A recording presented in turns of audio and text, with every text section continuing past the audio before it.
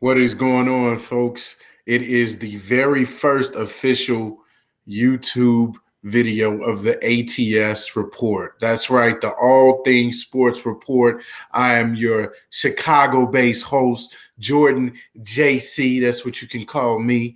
And we're here just to talk sports, all things sports all the time, baby.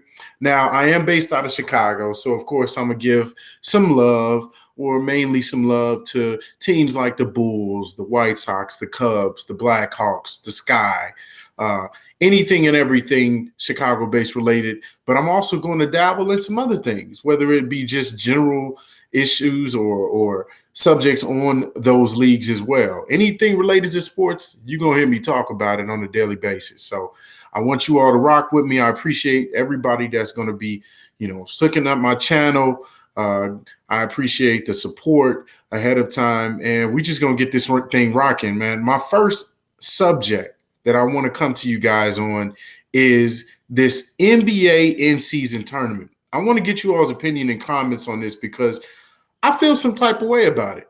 I'm not going to lie, but I'm going to keep that a secret until the end because I want to go through just some of the details about this in-season tournament, this inaugural season for it that's coming up. And so let's just jump right into it. The tournament details for this year's NBA is going to tip off Friday, November 3rd, and then it's going to culminate with the championship of the in-season tournament on Saturday, December 9th. It's going to be taking place at the T-Mobile Arena in Las Vegas. So for all you fans that want to see this in-season tournament in person, hit up Vegas on those days.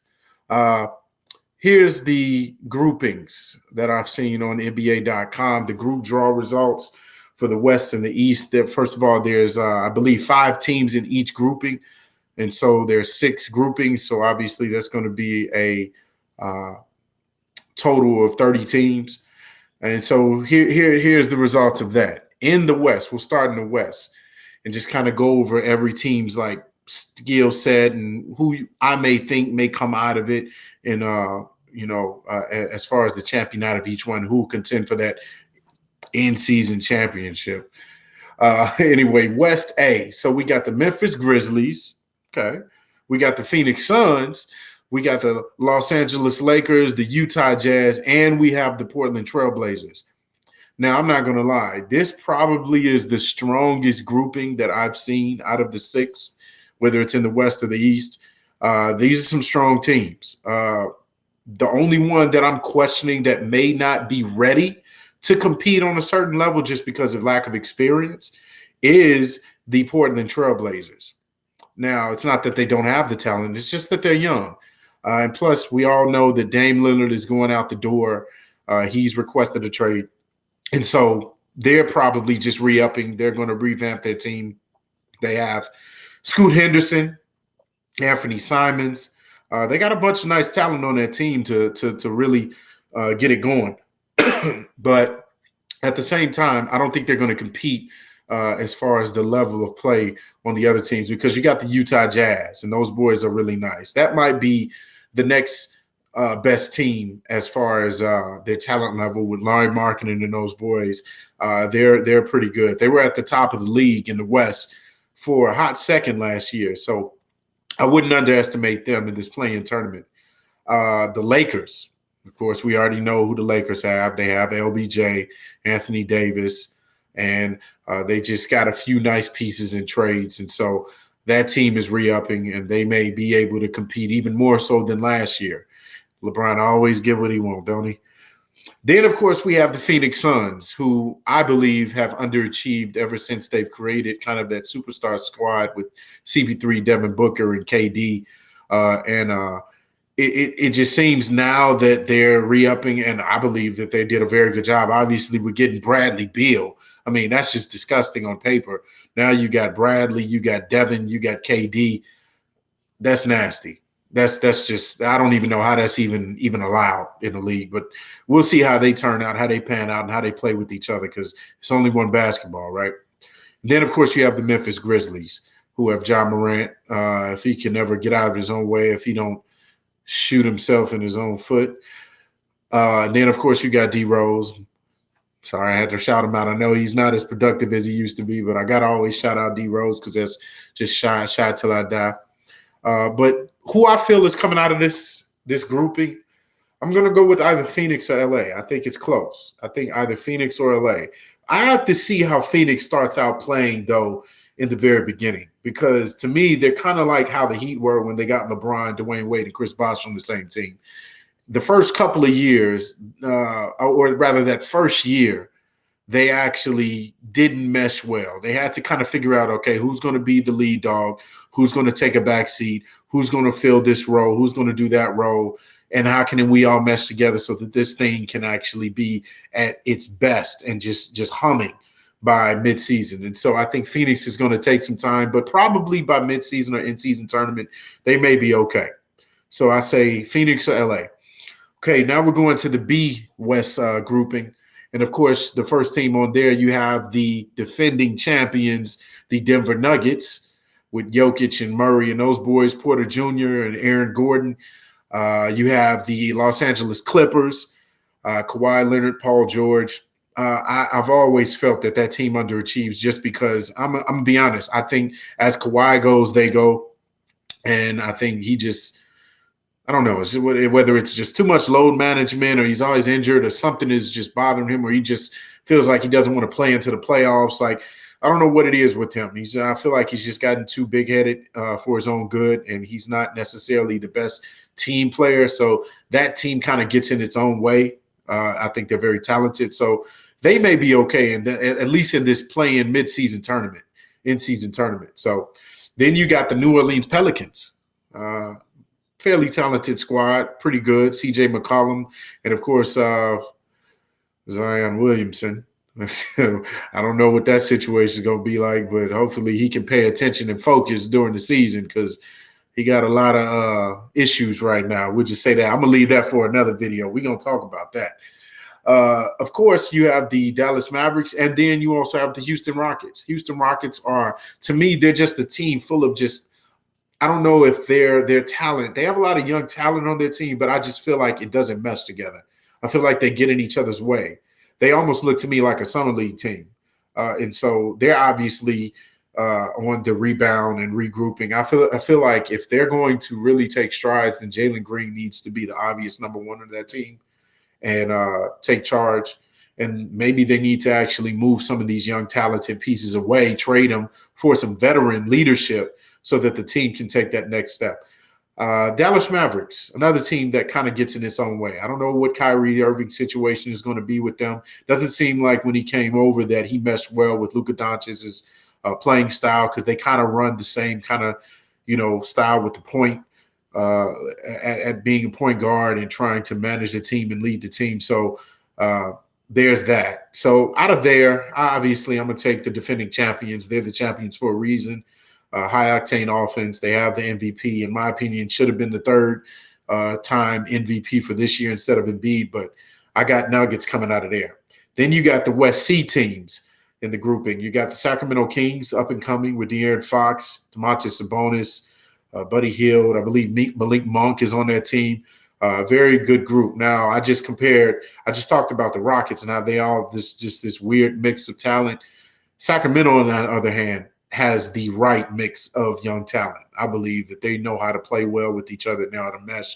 I believe they're a couple of years away from really being like competitive and taking that next step, whether it be in the playoffs and just being competitive and being one of the teams that we talk about that could be a championship contender. Then, of course, you have the Golden State Warriors. I don't know how I feel about the Warriors, man. The Warriors obviously are who they are. They still have Steph. They still, for the time being, have Clay. They just re-signed Draymond. It almost seems as if they're just trying to, keep their old crew together. And then, of course, they got an even older crew now because they brought CP3 in. So I don't know how I feel about that. Is he going to be Steph Curry's backup, or are they going to trade Clay away and make him the point guard and Steph turns more into the shooting guard, which I could see, but that's a small lineup. Among other positions that they probably need. I think they need an extra big man outside of Moody. I don't know. I like them, obviously. They're still the Warriors at the end of the day. They still have Steph, so that's always a shooter always has a chance, right? Then, of course, you have the Minnesota Timberwolves. Minnesota, ever since Cat has come into this league, honestly, I just don't feel like he's caught up to where he should be. Now, he's put up the stats, right? He's put up the stats where he's clearly been an all-star. But that team, I feel like, underachieves, even with the new Anthony Edwards being a part of that team and averaging, I believe, over 20-something points at age 22. That's ridiculous. So they have talent, but it's just another one of those teams that is kind of like, well, they're in kind of like basketball purgatory because they're not bad, but they're also not one of the teams you think is even going to go anywhere. Because back then, even when they had Cat, they had Andrew Wiggins and a young Zach LaVine, they didn't do anything, and they were in the playoffs. So I don't know. Something has to change about that squad as well. You got OKC Thunder. They're okay. They're an up-and-coming team. They may not compete in that grouping. Then, of course, you have the San Antonio Spurs. Always have good coaching in Popovich, and of course you have the number one pick in Victor Wembanyama, Wemby, as people call him. But I just don't have them competing against the likes of like a Golden State or Sacramento. So I have those two teams competing to come out of that grouping as well. All right, so now we're going to go over to the East. The East A teams in the grouping is going to be the Philadelphia 76ers, the Cleveland Cavaliers, the Atlanta Hawks, the Indiana Pacers, and the Houston Rockets. I'm sorry, the Detroit Pistons. The Philly 76ers are a conundrum. Of course, every year they're competitive. They're very good in-season, a good in-season team. Obviously, Joel just came off of winning MVP. They have a good core of Tobias and Maxey, and all of those boys are very, very good. But I don't know, when it comes to playoff time and when it comes to like really, really competing, it almost seems like they lose a step, in my opinion. Of course, you have James Harden there too. Can't forget about him. I just don't. I think they just don't know how to put it all together when the time is right. And on any given day, they can be a very, very good team. They have the potential to win a championship, in my opinion, but they get in their own way. There's another one of those teams that just gets in their own way. You have the Cleveland Cavaliers, who I think is very, very good. You have Donovan Mitchell, who transitioned smoothly from being with Utah, went over there. I believe he averaged close to 28 points or a little over 28 points with the Cavaliers. So they're humming. You have very good talent on that team. So I think they're going to be competitive in that grouping. Then you have the Atlanta Hawks with DeJounte Murray, and Trae Young. I don't know if DeJounte is going to stay there or not. I don't know if they re-signed him. I believe they re-signed him. But you have those boys over there. That's going to be a very good team because they've played together for a while. Trae Young's just a very good point guard. I personally don't like his play style, but you can't knock the stats. The man's a double-double machine, so points and assists matter. Indiana Pacers, Tyrese Halliburton, all those boys over there. I think that's a decent competitive team. However, I feel that they're still young and still trying to get their thing going, so they may not be as competitive. Then, of course, you have the Detroit Pistons, Cade Cunningham, Jaden Ivey. They have a decent squad as well, but again, those are one of those teams that it's just too young right now, right? They're still they're still on the uptrend. They're not really there where you can say that they're competitive enough to kind of keep up with the likes of a Philly team or even the Cleveland Cavaliers. So I got one of those two teams coming out of that grouping. East B, you got Milwaukee Bucks, you got the New York Knicks, the Miami Heat, the Washington Wizards, and the Charlotte Hornets. I'm going to just say right now, I don't think the Washington Wizards are going to be competitive. They just got rid of Bradley Beal for whatever reason. I don't think that team is going to be good. I think they're going to go into a rebuilding kind of mode. Then, of course, you have the Charlotte Hornets that have LaMelo, and you have some other pieces on there as well. But I don't see them competing with the likes of even the New York or Miami, and especially Milwaukee. So those three teams that I mentioned at the top, Milwaukee Bucks, the Knicks, and the Heat, they're the ones that are going to compete at a high level to come out of that grouping. Then, of course, I saved the best for last because, of course, it's my hometown team. I gotta go with my hometown team, best for last. Of course, you have the EC grouping of the Boston Celtics, the Brooklyn Nets, the Toronto Raptors, my Chicago Bulls, and the Orlando Magic. Now, I'm not going to get too biased and too crazy and say that I think the Bulls are just going to obliterate everybody in this league, in this grouping, just because I'm a Bulls fan at heart. I will be realistic. I'm not going to give y'all crazy takes. Maybe every now and then I get a little nuts, but I will say I think it's either going to come down to the Boston Celtics or the Toronto Raptors. The Bulls are an X factor just because they have the ability to play with those two teams. I've seen the Bulls come back and obliterate the Boston Celtics in the TD Garden. I've seen them beat the Toronto Raptors plenty of times in their own building as well. So it's not like they can't do it. It's just that we all know the Chicago Bulls are very inconsistent. And so until they get a little bit more chemistry and consistency with their talented team, because they got skills everywhere, they got a good skill set on their team as a roster, I think that they're a little tick under the Boston Celtics and the Toronto Raptors. So I got the Boston Celtics coming out of there. So out of everything, so the 6 teams that's going into the elimination round, I believe I said I got the Lakers or the Suns. So out of those two, I'm going to just go ahead and pick the Lakers, even though I don't like LeBron and all them boys. I'm going to just go with the Lakers. I'll say the Lakers. Of course, we're going to go with the Denver Nuggets as the championship squad out of West B. And then West C, we had the Golden State Warriors or the Kings. This is going to be my surprise upset. I think the Kings are going to come out of the West C. I'm going to be honest with you. I was leaning towards the Warriors just because they're the Warriors, and of course they have Steph, but I think they're getting up in age, and because they're upping this contract with Draymond, and I don't know if they're just trying to just continue to just live out the glory days. It almost seems as if they don't want to change their team. So I'm going to go with the Kings. I think they're going to surprise people. Okay, over in the East, again, I mentioned that the 76ers are going to come out of East A. I mentioned the Bucks are going to come out of East B. And then I think that the Boston Celtics are going to come out of the East C team. Now, who I think is going to just win overall in the West, I'm going to go with the Denver Nuggets again. Even though it's an in-season tournament, I'm going to go with the Denver Nuggets again. I think they're just too much of a high-powered offense. It's another year with them coming back with some of the same key players. I know they just lost Brown, who he was pivotal in their playoff run, very pivotal. But they still got Porter Jr. They still got Aaron Gordon. Of course, they got Jokic, who I should have been the third in a row MVP of this year instead of Joel. But they got Jamal Murray as well. So they still have that awesome, strong offensive core that they can keep up with anybody. So I think they're coming out of the West. You got the 76ers, the Bucks, and the Boston Celtics. I'm going to go with the – ooh, that's a tough one. Man, because I wanted to say the Bucks, but I might just go ahead and go with the Boston Celtics. Because adding Porzingis, that might be that actually might be nice. I ain't even go front. That actually might be nice.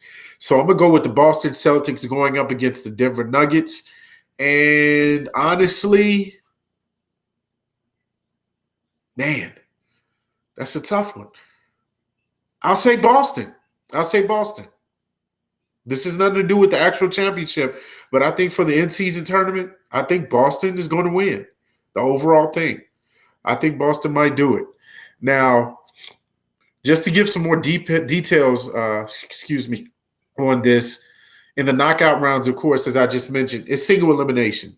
So again, that's why I picked the teams that I picked, because I believe that they're good enough to win in just a one-game elimination, and of course, leading up to the championship. It mentions that the championship will not be counted as a regular season game. So, I don't know how I feel about that. Let's go to the prizes and the league honors for this in-season tournament. It mentions at the conclusion of the in-season tournament, the NBA will name the most valuable player of the competition and the all-tournament team. And they'll be based on the player's performance in both group play and the knockout rounds. So now we're at the point where I'm asking myself, how do I really feel about this? We just went through all the teams. We went through all the groupings and, who I think is going to actually ultimately win this in-season thing. But honestly, I don't like it. And maybe I'm just old school, and I'm fine with that because I come from the cloth of the Jordans and the Kobes and the Shaqs. I grew up. I'm 35, so I'm fairly young, but I'm not as young as some people who I think maybe be into this, because I'll be honest with you. I didn't even like the in-season, the play-in tournament for the playoffs. Adding those two teams and making it a 10 tournament grouping and allowing the 7th to 10 seed to kind of duke it out so that they can see who's going to be 7th and 8th seed. I don't like that. I feel like when you play in the season and you've worked so hard to be either the 7th or the 8th seed, I feel like you deserve that seeding. I feel like nobody should take that away from you. And then, of course, you're going to play the 1 seed or the 2nd seed and see what happens. I don't think that the 7th, 8th seed should get penalized and have to play teams that really don't deserve to be in the playoffs. You're talking about possibly under 500 teams. Shoot, even the 8th seed could be under 500 teams on normal season in normal seasons. So for me, I just don't see the reason why I just feel like the NBA is being watered down. And maybe I'm wrong. Maybe I'm not. That's just how I feel. I feel like the NBA has just continued to water down their product. And then now you look at this, I feel like they're watering it down anymore. You know what this reminds me of? It kind of reminds me of college basketball. And of course, I know that maybe they're catering towards, okay, we're looking at all these people watch college basketball in March. It's called March Madness for a reason. Everybody is just going nuts. Just can't wait. And filling out the brackets to know in, trying to see who can get the perfect bracket, what team is going to be seeded and what, who they're rooting for to get to the championship, the NCAA championship. It's all excitement. It's very exciting, but I feel like you should keep that there and keep the NBA way over here. I don't feel like the two should mesh together. To me, that just doesn't make sense because you go from one level of play to the professional level. This is the most professional, most competitive level of basketball in the world. And I feel like it's getting watered down because of all of these added, like, participation trophy type events. That's how this feels to me. I don't know if you all saw it, but Jimmy Butler, when the Heat won the Eastern Conference Finals this past year before making it to the finals, Bam Adebayo held his trophy. And during the speech to honor that team in winning, he tried to hand it to him. This was actually on a couple of TikToks, I believe. I actually posted it one time. He tried to hand the man the trophy. Jimmy looked at that trophy like it was a piece of dirt. He said, man, I don't want to hold that. Get that mess out of my face. He did a little, I'm good. You know why? Because that's not the Larry O'Brien.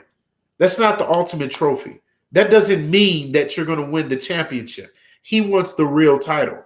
So in my mind, this is the exact same thing. You're winning a participation trophy. We're winning a mid-season trophy. What does that equate to in the grand scheme of things? These are the ultimate competitors. And you have them playing for something that really doesn't equate to the Larry O'Brien. So why even do it? Is it because you're catering more to fans? Okay, I may understand that. If it brings in more revenue, sells more tickets, okay, sure. Variety is the spice of life, right? However, I feel like you're doing a little too much when you're adding something constantly each and every year or every other year to the league. The NBA has been a big time corporation, a big time sports league for a very, very, very, very long time. They have never had any issues with season sales of tickets. They've never had any issues with people watching them. So I feel like this is not a necessity. It's almost like they're saying they're being desperate to get people to watch, but that's not the case. So I feel like this is not necessary. And to close it out, guys, I just want to say, how do you all feel about this? How do you all feel about the in-season tournament? Please leave comments. Let me know how you feel. Do you agree with me? Do you not agree with me? Hey, I want to hear what you got to say because I could be wrong. Maybe I'm just too old school. Maybe you could tell me exactly why I need to maybe kind of come up to the younger thinking on this and why it's important, why it's fun. I could get with that. I'm open-minded. So just tell me what you all see. And again, I appreciate you all checking in on the channel. Again, this is the first ever video of the All Things Sports report. And I appreciate you all. And I will see you next time on the next video.